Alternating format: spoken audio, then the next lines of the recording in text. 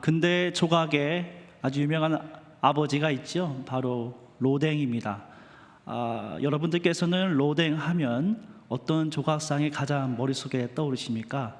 아마 생각하는 사람일 것입니다. 이 생각하는 사람이라는 조각과 더불어서 그가 만든 아주 유명한 조각품이 있는데, 그 조각품의 이름이 바로 칼레의 시민들입니다.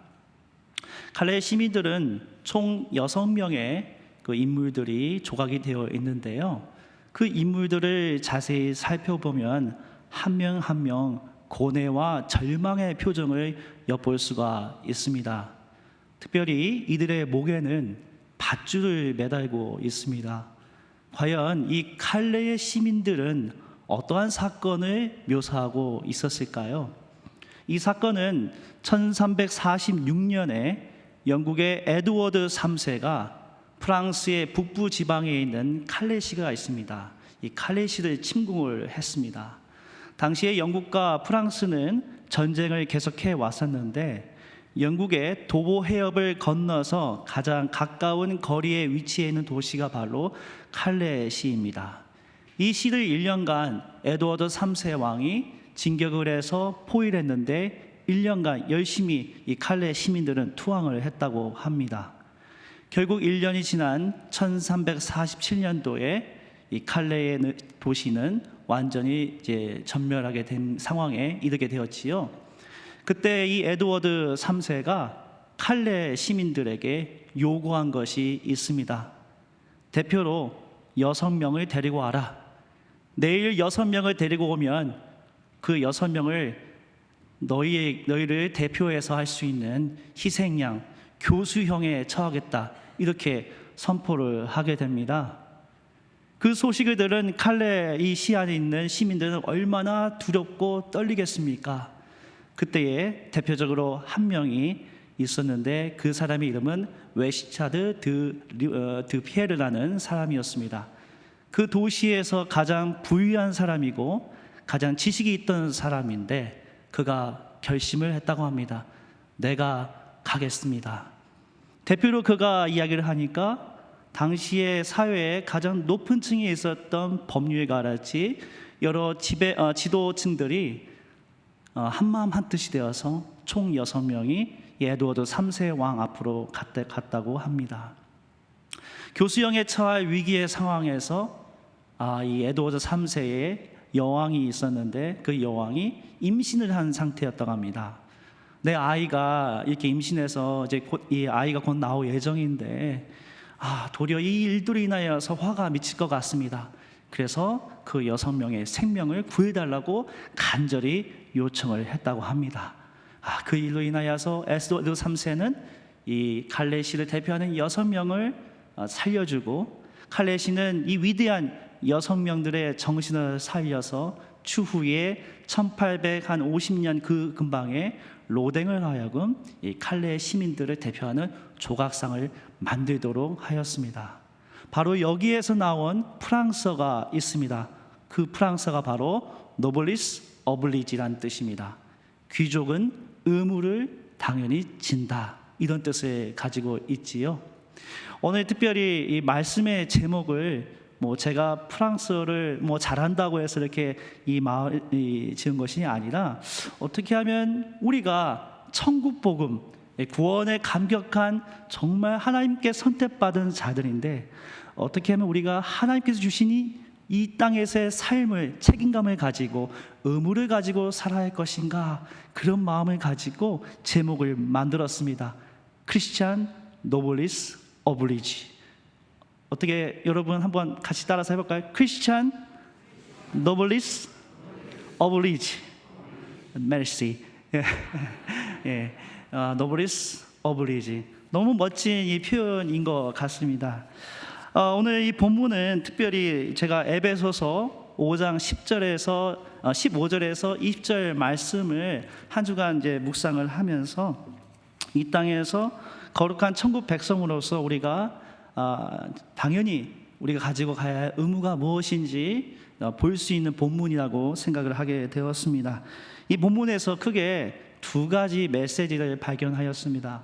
첫 번째, 크리스찬 노블리스 어블리주로서의 우리는 나에게 주신 하나님의 시간을 잘 아끼고 주님의 뜻이 무엇인지 분별하는 삶을 살아야 할 것입니다.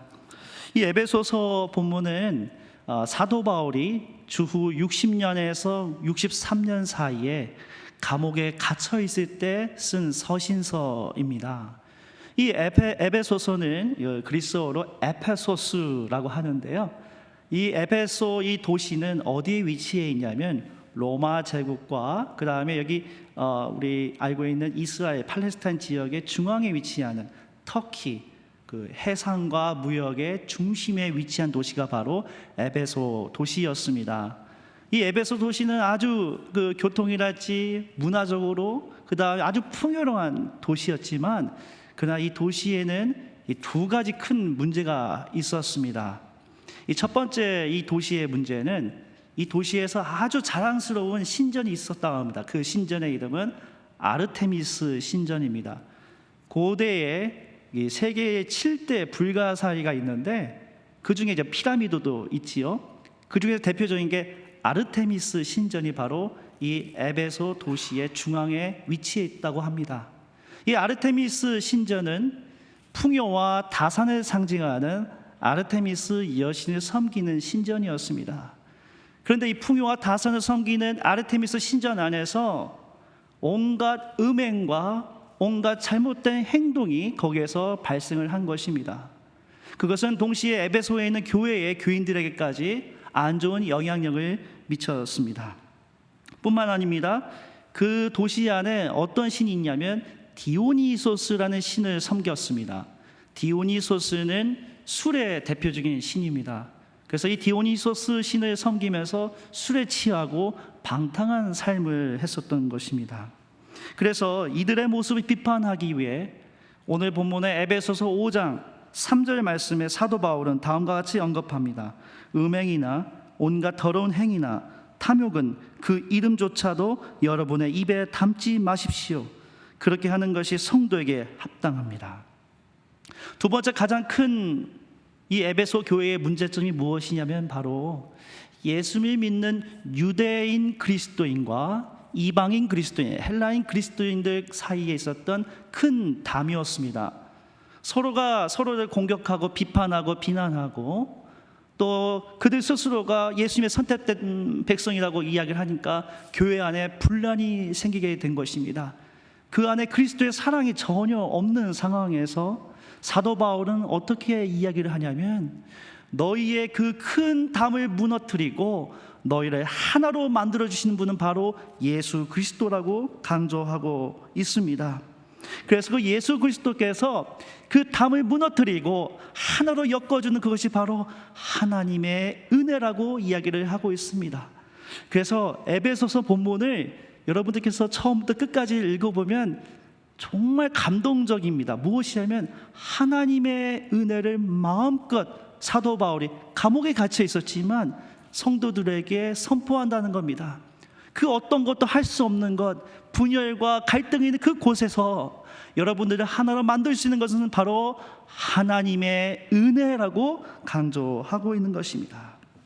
그렇다면 예수 그리스도의 그 은혜의 삶을 실천해야 하는 우리가 어떠한 삶을 살아야 할 것인가요? 그것은 바로 15절에서 17절 말씀에 사도 바울은 다음과 같이 언급하고 있습니다. 그러므로 여러분은 어떻게 살아가야 할지를 살피십시오. 지혜롭지 못한 사람처럼 살지 말고 지혜로운 사람답게 살아야 합니다. 세월을 아끼십시오. 때가 악합니다. 그러므로 어리석은 자가 되지 말고 주님의 뜻이 무엇인지를 깨달으십시오. 15절에서 어떻게 살아갈지를 주의 깊게 살피십시오 이렇게 이야기를 했는데요, 이 살아간다는 거의 원어를 보니까 걸어간다는 의미를 가지고 있습니다. 내가 걸어가는데 나의 지나온 과거를 걸어가면서 나를 되돌아보는 것을 보게 됩니다. 동시에 16절에서 이 바울이 강조하는 것이 있습니다. 세월을 아끼라, 때가 악하다 이렇게 이야기를 하고 있습니다. 이 본문을 읽어보니까 제 가슴에 확 뭐랄까 이 메시지가 확 다가왔는데요. 세월을 아끼라 때가 악하니라. 이게 문구가 과연 무엇일까? 분명 사도 바울이 강조하는 것인데, 그래서 한 주간 계속 묵상을 해보니까 이 세월이라는 단어가 가지고 있는 헬라어 단어가 아주 의미심장합니다. 이 신약 성서에서 시간이라는 개념이 두 가지로 표현이 되어 있습니다. 하나는 크로노스입니다. 크로노스는 그냥 우리가 지금 현재 시계를 보면 지금 시간이 현재 11시 40분인데 우리의 시간입니다. 그냥 흘러가는 시간입니다. 일상생활입니다. 그런데 여기 사도 바울이 이야기하는 세월은 바로 카이로스입니다. 이 카이로스는 주관적이며 질적인 특별한 시간입니다. 이 주관적이고 질적인 특별한 시간은, 카이로스는 무엇을 의미하냐면 특별히 예수님과 내가 만나는, 즉 그 하나님의 구원을 경험하는 특별한 시간입니다. 여러분들께서 이 대학교에 와서 예배를 드리는 이것은 하나님께서 특별히 여러분을 사랑하시고 구원해 주신 카이로스의 시간입니다.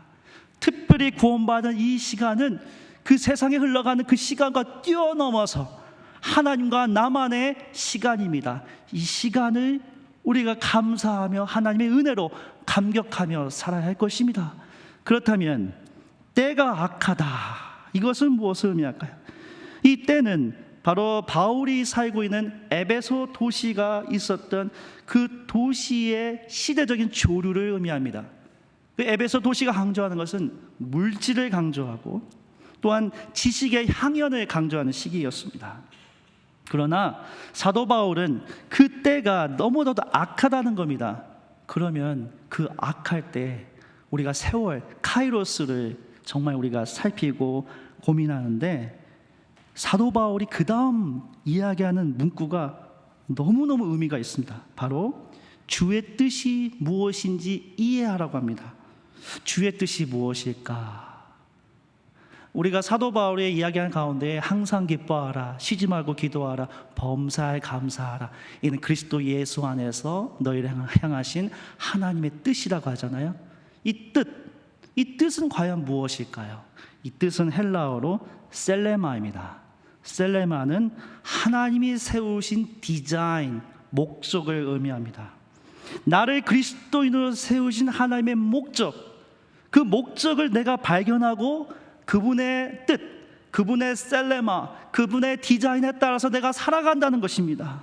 바로 우리 그리스도인들은 하나님께서 나에게 베푸신 구원에 감격하는 카리로스의 시간에 우리가 들어가서 하나님이 나를 창조하신 하나님의 목적에 따라서 아름답게 살아가는 것, 그것이 바로 크리스천 너블리스 어블리주의 첫 번째 하나님께서 우리에게 주시는 메시지인 것입니다. 전라북도 김제에 금산이라는 마을이 있습니다. 이 금산에 아주 유명한 교회가 있습니다. 기역자 교회라고 해서 금산교회가 있습니다. 이 금산은 어디에서 유래를 할까요? 이 금산은 금이 많이 나서 금산이겠죠. 예, 금이 많이 나고, 그 다음에 이 금산은 여러 종교들이 많이 있었던 그런 도시가, 이 마을이 바로 금산이라고 합니다.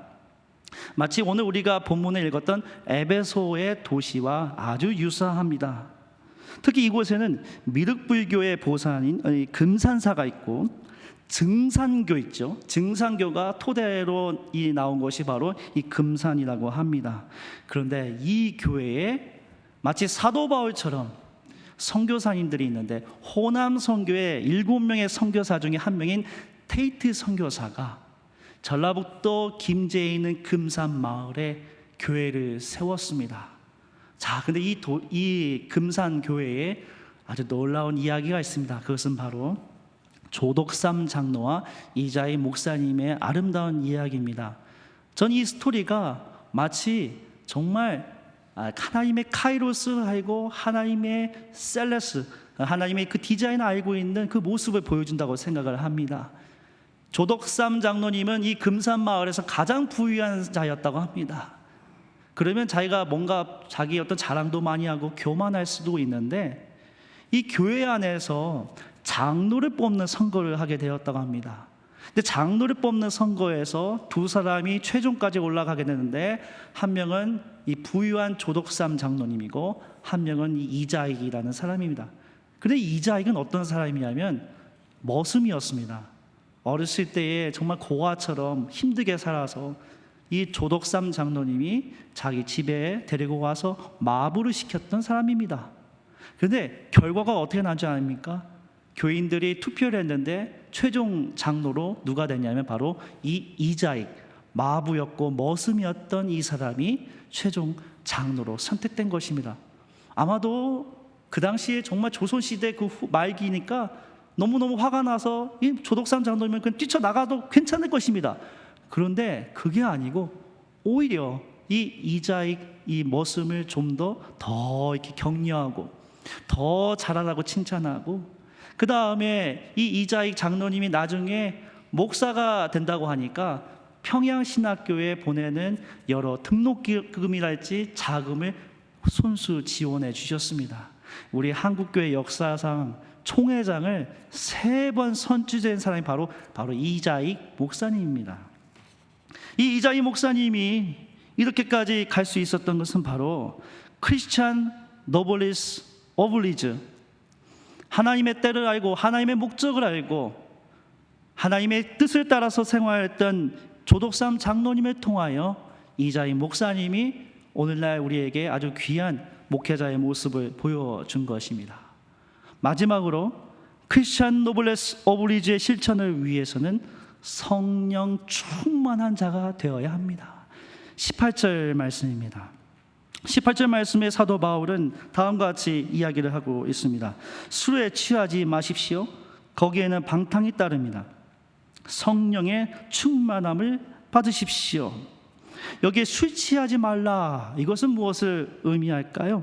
이것은 당시에 에베소 사람들이 생각했던 술에 대한 관점입니다. 이들은 술을 정말 많이 마셨다고 합니다. 왜 술을 많이 마시냐면 술을 마시면서 디오니소스가 바로 술의 신이잖아요. 디오니소스와 혼연일체가 된다는 겁니다. 그러니까 와인을 엄청 마셔서 취하면 디오니소스와 혼연일체가 되어서 그들의 삶을 누린다는 겁니다. 사도 바울은 거기에 대해서 경계를 합니다. 그래서 어떤 이야기를 하냐면 성령으로 가득 채워라고 이야기를 합니다. 성령 충만하다. 그럼 성령 충만한 결과가 어떻게 나오냐면 19절에 사도 바울은 다음과 같이 언급합니다. 서로 성령으로부터 오는 시와 찬송과 노래로 말하고 너의 마음으로부터 주님을 노래하고 찬미하라. 성령 충만한 자는 시와 노래와 찬미도 가득 차고 주변 많은 자들에게 주님을 노래하고 찬양할 수밖에 없습니다. 성령의 9가지 열매 여러분 아십니까? 갈라디아서 5장 20절에서 23절 말씀에 사도 바울은 이렇게 이야기합니다. 오직 성령의 열매는 사랑과 희락과 화평과 오래 참음과 자비와 양선과 충성과 온유와 절제니라. 성령 충만한 자, 내 안에 성령 충만한 자는 내 이웃에게, 내 주변에 있는 사람들에게 사랑과 희락과 화평과 오래 참음과 자비와 양선과 충성과 온유와 절제를 실천하는 자들이 되어서 주님을 찬양할 때 기쁨이 넘칩니다. 오늘 여러분들 찬양하실 때에 어려운 일 당할 때에 그러면서 찬양할 때 찬양의 음을 들으면서 나도 모르게 감사 찬양하고 주님을 깊이 생각하게 되는 것입니다. 2년 전에 작고하신 전 문화부 장관인 이어령 교수의 삶을 봤을 때에 참으로 감동이었습니다. 우리 시대에 아주 뛰어난 문필가이며 아주 뛰어난 학자이죠. 그런데 이 이어령 장관은 젊었을 때에 기독교에 대한 독서를 아주 아낌없이 했던 자였습니다. 그런데 이 자가 어떻게 예수님을 믿게 되었을까요? 어떻게 그 삶이 바뀌었을까요? 그 이유는 그가 사랑하는 딸이 있는데 이 딸의 이름이 이민아입니다. 그런데 결혼 생활 이후 너무 불행한 삶을 살게 되었습니다. 그뿐만 아닙니다. 눈이 안 좋아져서 망막 박리 이상으로 잘못하면 눈을 시력을 상실하는 위기까지 갔다고 합니다. 그때에 이어령 이 교수가 이렇게 이야기를 했다고 합니다. 딸의 눈을 뜨게 해준다면 제 남은 생을 주님께 바치겠습니다. 이렇게 이야기를 했다고 합니다. 결국 7개월 만에 그의 딸이 정말 기적적으로 시력이 돌아왔습니다. 이 기적을 경험한 이어령 교수는 하영조 목사에게 세례를 받고 그리스도인으로 거듭나게 되었다고 합니다. 그리고 심지어 그가 이렇게 고백을 합니다. 예수 그리스도를 만난 이후 사랑하는 법, 타인을 배려하는 법을 알게 되었다고 합니다. 이것이 바로 신앙의 힘입니다. 이것이 바로 성령 충만한 자가 경험할 수 있는 특권입니다. 성령 충만한 삶은 성령님이 우리 안에 내주하셔서 우리가 그분의 뜻에 굴복하며 삶을 사는 것입니다. 이러한 삶을 살 때에 우리는 나를 창조하신 하나님을 찬송할 수밖에 없습니다. 이전에는 내가 원하는 대로 내 욕심대로 살았다가 내가 온갖 부패와 온갖 죄를 저질러서 수치스러운 삶을 살 수밖에 없었다면 성령 충만한 삶은 나를 구원해 주신 주님께 감격하며 감사하며 삶을 살아가는 것입니다. 그래서 에베소서 2장 8절 9절 말씀에 바울은 이렇게 고백을 합니다. 너희가 그 은혜를 인하여 믿음으로 말미암아 구원을 얻었나니 이것이 너희에게서 난 것이 아니요 하나님의 선물이라. 행위에서 난 것이 아니니 이는 누구든지 자랑치 못하게 함이니라. 나를 구원하신 하나님의 은혜에 감격하며 성령 충만한 삶, 감사 찬양이 넘치는 삶을 누리는 우리 모든 교우가 되시기를 간절히 소망합니다. 이제 말씀을 맺겠습니다. 크리스찬 너블리스 오브리지의 삶은 주님이 나를 창조하신 목적을 발견하며 그 뜻에 따라 걸어가는 삶입니다. 크리스찬 노블리스 오브리지의 삶은 성령 충만하여 내 삶 속에 그리스도의 기쁨을 널리 전하는 삶입니다.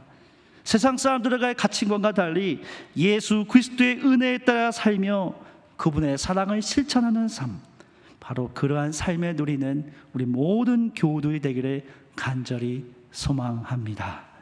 오늘 말씀을 생각하며 잠시 조용히 묵상하며 기도하겠습니다.